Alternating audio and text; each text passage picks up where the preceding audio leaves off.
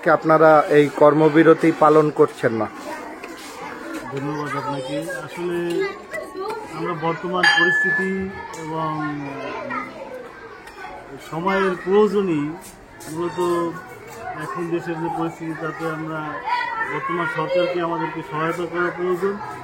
যেহেতু নতুনভাবে দেশ গঠনের একটা ব্যাপার আছে, সেক্ষেত্রে আমার মনে হচ্ছে যে কর্মবিরতিতে আমাদের শিক্ষার্থীরা পিছিয়ে পড়বে। শিক্ষার্থীদের পিছিয়ে পড়া মানে আমাদের দেশ পিছিয়ে পড়ে। যার কারণে আমি আমার নিজেরই থেকেই বলতে পারি যে আমি ব্যক্তিগতভাবে এই কর্মসূচিতে একমত না। আমি চাই সরকার কিছুটা তাদের স্বস্তিদায়ক সময়ে তারা অবশ্যই আমাদের দাবিগুলো মেনে নেবে, এই আশা রাখি। এবং ধাপে ধাপে আমরা এ পর্যন্ত ৭৩-এর পর থেকে ধাপে ধাপে আমাদের অনেক উন্নয়ন হয়েছে। হয়তো দেখা যাচ্ছে যে অনেক ডিপার্টমেন্ট থেকে ১৬ থেকে ১০ম, ১৭ থেকে ১০ম দিচ্ছে, বা আমরা এক সময় যে জায়গায় ছিলাম সেখান থেকে ধাপে ধাপে আনছে, কিন্তু আমাদের সংখ্যার দিকেও তাকাতে হবে। আমরা প্রায় ৪ লক্ষ পরিবার, এই পরিবারকে হুট করে দেওয়াটাও একটা ব্যাপার, এদিকে আমাদের তাকাতে হবে।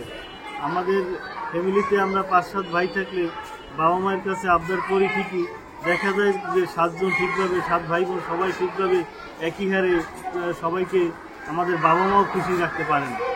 তাই আমি চাচ্ছি মূলত আমাদের আন্দোলন সংগ্রামের ভাষাটা আরও কীভাবে ডেভেলপ করা যায়, আরও কীভাবে উন্নত করা যায় এবং সরকারকে বিব্রতকর অবস্থায় না ফেলে। এর মধ্যে আরও একটা বিষয় হচ্ছে যে আমরা দেখা গেছে আমাদের প্রত্যেকেরই পরিবার আছে।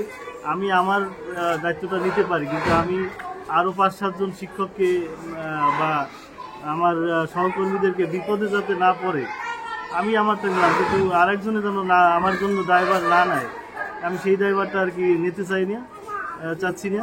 তারা যেহেতু সবাই আমাদের সহকর্মী, সেই দিক বিবেচনা করে কিছুদিন পূর্বে আমাদের একটা কর্মচারী অধ্যাদেশে দেখা গেছে যে কোনো কারণ দর্শানো ব্যতিরেক 7 কর্মদিবসের মধ্যে সাসপেন্ড করার একটা হয়েছে।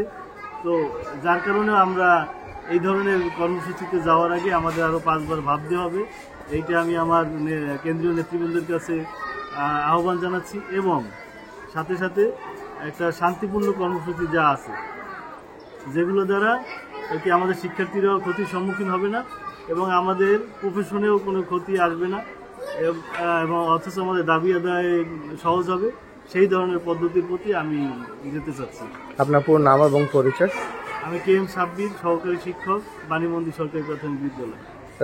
শিক্ষক নেতা হিসেবে আমি ১২,১৯৮ বাংলাদেশ প্রাথমিক সহকারী শিক্ষক সমাজ ১২,১৯৮ এর বরিশাল মহানগরের সভাপতি। ঠিক আছে।